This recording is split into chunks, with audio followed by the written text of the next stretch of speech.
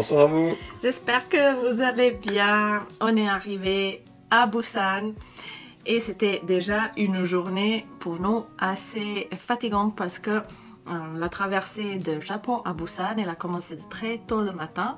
On est arrivé après-midi et on s'est dit là, on va se reposer cette journée. Heureusement, on a retrouvé l'hôtel, on est encore dans l'hôtel qui est plus grand que cela en Japon. On a essayé un petit peu de se reposer, mais vu la météo, on s'est dit, qu'est-ce qu'on peut faire? Et là, je vois un Spa Land dans un centre commercial, le plus grand de spa à Busan. Et là, je dis, bah, écoute, il faut qu'on le fasse, il faut qu'on voit comment c'est. On va vous raconter qu'est-ce qui s'est passé dans le spa coréen, nos impressions et est-ce que c'est différent par rapport au spa de chez nous. Du coup, on arrive déjà dans le centre commercial et il est énorme. Ça veut dire, je ne sais même pas combien de mètres carrés, mais vous avez une partie... En gros, 10 étages, 2 bâtiments complets, des parkings en sous-sol, enfin pas mal de choses avec des passerelles pour passer d'un bâtiment à l'autre. Des magasins, perte de vue, enfin voilà, c'est le genre de centre commercial où ceux qui aiment peuvent y passer une journée, voire 2 journées certainement, si ils se perdent un petit peu. Et du coup, c'est ce qui s'est passé. En fait, on a cherché le Spa Land, donc c'était écrit partout à l'extérieur, c'était en gros. Et à l'intérieur, au final, aucune indication. Donc on est monté au 5e, on est redescendu, on a cherché pour qu'au final ce soit au premier étage tout simplement, mais dans un petit couloir. Dans un tout petit couloir au fin fond, on s'est dit bon, c'est un peu bizarre quand même, c'est quoi ce spa? C'est marqué quand même le plus grand de région. Et en fait, ouais, c'était juste un couloir qui menait à l'entrée d'un bâtiment complet, enfin juste pour vous la faire court. Il y a une vingtaine de saunas, de hammams, 8 bains pour les hommes, 8 bains pour les femmes, enfin donc immense. Mais tout ça pour y arriver par un tout petit couloir caché. Et du coup, on trouve ce couloir et on arrive à la caisse. Oui, on arrive à la réception et puis la dame, comme si on était là chaque jour, elle nous donne le billet, elle ne dit rien du tout, ni fonctionnement, ni d'information, rien du tout. C'est ton et ton, voilà, et c'est parti, passer un après l'autre. Ok, on passe. Déjà, l'entrée, il est vraiment super beau. On peut dire c'est un spa un petit peu luxe. C'est pas le spa bas de gamme. C'est vraiment quelque chose de joli. Je pense que c'est nouveau parce que c'est un centre commercial assez récent aussi. On arrive, ils nous disent bien sûr enlever les chaussures parce que en Asie, d'abord, quand on rentre dans un espace, on enlève les chaussures. Puis on enlève les chaussures, on le pose dans le casier. On reprend notre clé et là, ils nous disent prenez vos pyjamas et ils vous donnent un haut et un bas comme un short pour Mathieu et pour moi. En fait, voilà, c'est la tenue. Avant de partir, on s'est dit bon, on sait pas trop, on va prendre nos maillots de bain. Donc, comme quand on va dans les spas ou dans les voilà, c'est en France ou en Allemagne. On avait prévu maillot de bain, claquettes, on s'est dit ils vont nous passer les serviettes quand même, donc voilà. Et en fait, notre maillot de bain et nos claquettes, on n'en a pas eu besoin du tout. Ils nous ont donné un équipement, donc effectivement c'est short long, donc qui arrive au niveau du genou, voire sous le genou, et t-shirt large pour hommes et pour femmes, donc t-shirt unisexe, enfin vous verrez un peu les photos, c'est assez rigolo, donc on s'attendait pas du tout à ça, mais effectivement c'est comme dans les séries, c'est vraiment l'uniforme pour rentrer dans le spa. Donc ils nous donnent ça. Et en fait c'est incroyable parce que on se dit, je me dis dans la tête, je rentre dans un spa, il me faut mon maillot de bain, mes claquettes, tout ça. Et heureusement, il y en avait une fille dans les vestiaires que je demande en fait tout simplement comment ça marche. Et elle m'explique, elle dit, viens, je te montre. Et en fait, dans la première partie où c'est les vestiaires et les casiers, juste derrière, il y en a les parties des bains et c'est que pour les femmes. Et même chose dans les vestiaires des hommes, on a accès directement aux bains réservés aux hommes. Et vous avez les bains de 18 degrés, de 26, de 36, de 40, voilà, différents types de températures des bains pour les différents types de bienfaits. Et l'entrée dans cet espace, c'est nu. Ça veut dire qu'on doit être complètement nu. D'abord, il faut se laver, faire le shampoing. Et en plus, ce qui est intéressant, que j'ai jamais vu en Europe non plus, c'est que vous avez les douches normales où on est debout. Vous avez les douches assis et deux types de douches assis. Vous êtes assis un petit peu plus haut, au milieu, et tout presque au sol, juste comme un petit tabouret. Et puis, il y en a des gens qui font ça naturellement. Voilà, chez eux, c'est normal. Je pense que c'est traditionnel ici, comme ça, de se doucher assis.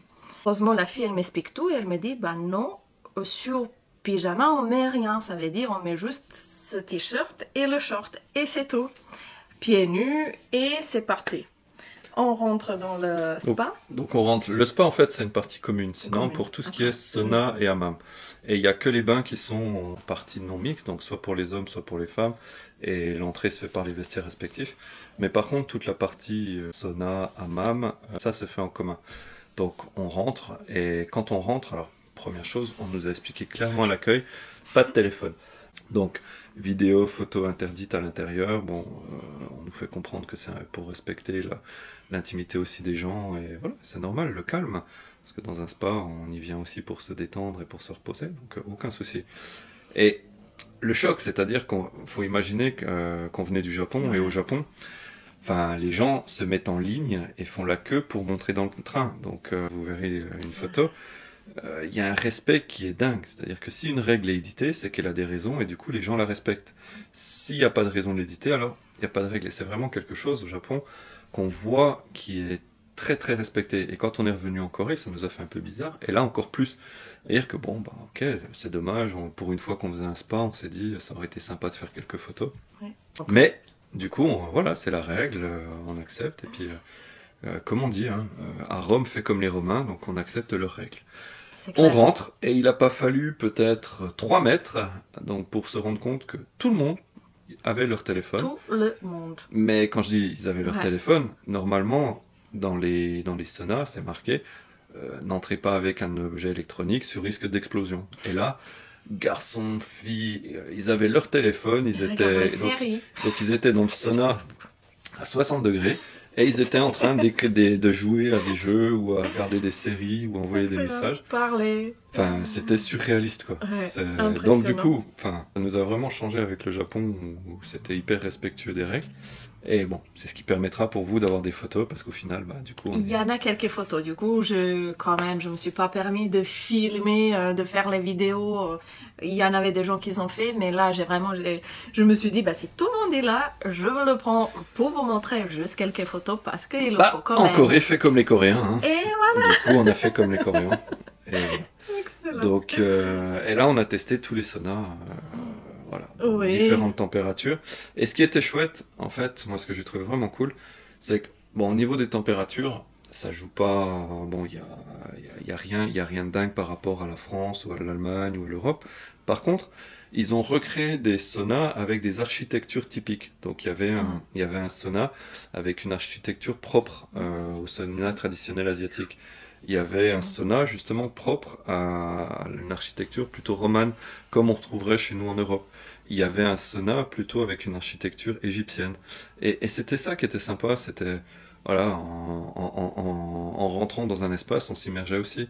Il y avait un sauna sonore avec des bruits de forêt, mais où tout le décor était en bambou, c'était vraiment cool. Ça, de ce côté-là, c'est là où on a senti le luxe, c'est ce côté. Chaque sauna avait une petite histoire, en plus de la température, en plus de tout ça. Donc ça, c'était vraiment chouette. Oui, tout à fait. L'univers, il était différent et on pourrait sentir de suite. Par contre, où il n'y en avait pas, par exemple, par rapport en Europe, dans le sauna, où c'est dit sauna hammam, où on a la buée. Eh bien, il n'y en a pas. Mais ils ont créé... C'est un air chargé d'humidité, comme quand vous allez dans un pays où ils vous disent il fait 35 degrés avec 90% d'humidité. Voilà, c'est ça. Vous voyez, mais par contre l'air est chargé d'humidité. Il n'y a pas de vapeur, si vous voulez. Vapeur, c'est ça, il n'y a pas de vapeur. Et du coup, c'était sympa. Et moi, celui que j'ai bien aimé, alors je ne sais pas si on peut appeler ça sauna finalement, ou sauna froid. C'était un sauna froid, on va dire, à 9 degrés. Qui était très très sympa, entre les saunas un peu chauds. Donc tout en carrelage, Donc du coup, le sol comme les murs étaient en carrelage, du coup très froid. Et c'était très sympa à trouver pour justement avoir des alternances de chaud-froid. Comme on a en Europe, après sauna, on fait le bain froid. Et bah ici, on fait le sauna et on fait une chambre froide. C'est ça. Et je trouve ça super intéressant en fait. Du coup, les saunas étaient assez sympas dans dire l'ambiance qu'ils apportaient. Après, il y avait des saunas un peu différents où pour aimer, il y en a qui étaient bien, il y avait des saunas plus un peu sonores, de la détente. Il y en avait sur de la luminothérapie, il y en avait sur des ultraviolets, ils testent des technologies un peu différentes aussi dans une partie du centre. Et bon, on n'a pas été forcément sensible à toutes, ou on n'a pas passé suffisamment de temps parce que, comme on vous a dit, il y en a, ils ont leur téléphone, donc des fois, avec le fait de les entendre, ça plaît pas et ça donne juste envie de sortir. Donc, on n'est pas resté dans certains endroits à cause de ça. Mais par contre, voilà, on sent qu'ils ont envie de développer des concepts et des choses pour le bien-être de chacun. Donc ça, c'était vraiment agréable. Et là, on a senti le côté, on va dire, un peu luxe du spa. C'est pas, voilà, simplement un sauna à 40, un sauna à 60. Il y avait des histoires, il y avait des choses. Et avec des espaces pour se reposer entre les saunas. Ah, j'adore. Là, on revient. Vous savez, si vous regardez les séries coréennes, ils ont un espace, en fait, où ils s'allongent et où ils mangent. Et en fait, je me suis toujours dit, mais comment ils vont manger dans une sauna? Mais en fait, oui, ils se reposent comme ça, ils se posent au sol et ils mangent. Et en fait, ils mangent des œufs. Et c'est les œufs au four. Au four. C'est ça. Au four. C'est les œufs qui sont grillés au four. Grillés. Et du coup, franchement, c'était la première fois. J'avais goûté plein d'œufs, des œufs de 100 ans, des œufs violets noirs. Mais là, ils étaient grillés. Vraiment, ils avaient... la couleur est jaune foncé, en fait, de totalité d'œufs. Du coup, au début, c'est un peu bizarre, mais le goût, il est super bon. Et avec ça, on a eu les verres offerts. C'était le punch de riz. Bon, c'était un petit peu bizarre et spécifique au premier goût, parce qu'ils ont un petit peu trop sucré. En fait, en Asie, ils adorent de sucrer de trop tout. Ils mettent du sucre de partout. Il faut vraiment demander si vous voulez pas le sucre. Mais... voilà, ça, il faut aimer. Ouais, après, quand on... Bon, c'est... Le truc des œufs, c'est que tu manges 2-3 œufs, et c'est vrai que t'as un peu soif, donc tu finis par boire. Bon, mais c'était vraiment le fait d'être là, c'était comme dans une série. C'était ça. C'était le contexte qui était rigolo, donc tu bois ton verre, tu manges tes œufs, tu te reposes en pyjama. Et surtout, l'histoire, la meilleure histoire... Vous allez voir dans la vidéo, je vais vous mettre juste après. C'est en fait en l'entrée de spa, vous avez la façon, parce que à côté de notre pyjama, le haut et le bas, on a aussi, mais vraiment, petite serviette comme ça, petite. Et à partir de cette serviette, tout le monde, il fait... genre un casque de bélier. Casque de bélier, mais de partout. Bon, c'est très très rigolo. Et du coup, Mathieu, il a voulu la faire. Je suis très friand de ce genre de choses, de toute façon. Vous avez peut-être vu, hein, on m'a fait essayer des masques, on m'a fait... vous verrez dans d'autres vidéos, on m'a fait essayer d'autres choses, bref. Donc je me suis dit, quitte à être dans le sauna, autant jouer le jeu à fond. J'ai mon pyjama coréen, donc à partir de là, un casque de bélier, bon, pourquoi pas. Par contre, il y avait une notice, et je dois dire que j'ai jamais réussi avec la notice à réussir, mais... je suis très content parce qu'on était plusieurs à essayer en même temps de refaire et personne n'a réussi. Donc il n'y avait que les locaux qui arrivaient, qui se baladaient fièrement avec leurs cornes. Et nous, non, ça ressemblait à rien. Alors, à un moment donné, on faisait un bain de pied. Et là, bon, je me suis dit, allez, ça peut pas. Je vais essayer, je vais chercher, je vais essayer de comprendre. Et on voit quelques grands-mères qui passent. Mais on adore les grands-mères coréennes parce qu'ils sont très rigolos. C'est comme les grands-mères avec plein de cœur. Ils sont très généreuses, voilà. Et puis, Mathieu, il voit une et il dit Harmonie. Harmonie, c'est une grand-mère en coréen. Et elle se tourne et il dit, j'ai besoin d'aide. Et en fait, elle vient vers lui et il fait son premier... un bonnet de bélier et du coup voilà, c'était vraiment un moment de partage. Ce qui était rigolo, c'est que Elle me l'a fait, ensuite elle me l'a mis, elles ont souri entre copines, elles étaient un groupe de 4-5, et c'était rigolo.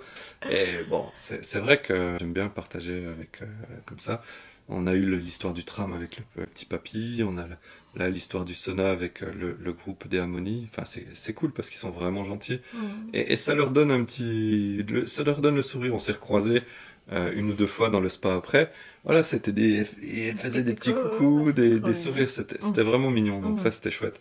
Et du coup, j'ai réussi à avoir mes oreilles de bélier. Fièrement, j'avais mon casque de bélier pour la suite de mon parcours au sauna. Et du coup, ensuite, j'ai fait les oreilles de bélier à Tiana. Vous verrez la belle photo. C'est magnifique, n'est-ce pas? Alors, dites-nous en commentaire en bas. Et oui, n'oubliez pas de vous abonner aussi. Et maintenant, la dernière chose, c'est quand on a rentré dans les vestiaires, on s'est dit, ok, on a fait tout le sauna, voilà, on a expérimenté, on a eu un laps de temps de 4 heures pour rester dans la totalité des spas. Et puis là, on se dit, bah, on a eu assez de sauna, on va aller faire les bains.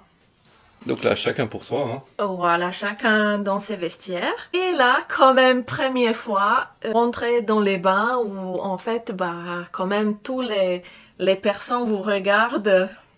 Bah, en gros, moi, j'avais déjà vécu ça en Chine il y a quelques années. Il faut être clair. Quand on va en Asie la première fois, on se retrouve dans des situations comme ça. Alors moi, en Chine, c'était ce qui m'était arrivé dans les toilettes publiques.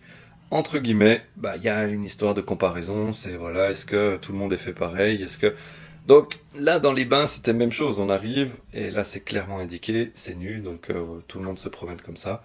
Et du coup il y a ces premières minutes où les grands-mères, on sait pas trop si faut qu'on fasse demi-tour ou bon, on passe un peu c'est une minute de solitude. Voilà, le scanner et puis finalement après on se met dans le bain et puis on bien profite hein, parce que voilà mais bon première minute c'est un peu bizarre et après une fois passé ça va super bien, chacun fait sa vie, mais sinon c'était une vraiment super expérience. Qu'est-ce que tu en penses maintenant? Ouais, franchement c'était cool. Après on est du genre, voilà, c'est quand on est dans un pays à tester justement les spécificités et les prendre avec plaisir, c'est-à-dire que moi, j'aime pas aller dans un pays et me dire « Ouais, non, mais c'est pas comme chez nous, ouais, c'est relou. » Non, au contraire. Voilà, faut faire à fond comme ils font eux. Et puis, des fois, ok, il y a des trucs un peu bizarres. Mais des fois, on découvre des choses super agréables. Et franchement, ce spa, bon, il y avait du bon, il y avait du bizarre. Mais ça reste une bonne expérience et un bon moment de rigolade sur pas mal de choses. Donc, non. Spaland en Corée, à Busan, validé. Validé. Et en plus, il est super bien équipé. Vous avez tout, ça veut dire pour les cheveux, les shampoings, les crèmes pour le visage, le sérum pour le visage, pour les femmes. Vous avez absolument tout. Nous, on a adoré. Ouais, dans le vestiaire des hommes, il y a même un coiffeur particulier pour ceux qui voudraient se faire couper les cheveux ou recoiffer après les bains. Donc non, c'est pas mal. Franchement, c'est là où il y a des petits trucs qui sont assez cool. Voilà. Parfait. Alors, on sera sur les prochaines vidéos. Ça sera sur différents types d'aventures en Japon. N'oubliez pas de vous abonner, mettez la cloche, que ça sonne, qu'il y a une nouvelle vidéo, parce qu'on est là. Et puis, belle journée à vous, belle soirée, et à très vite. Allez, à plus.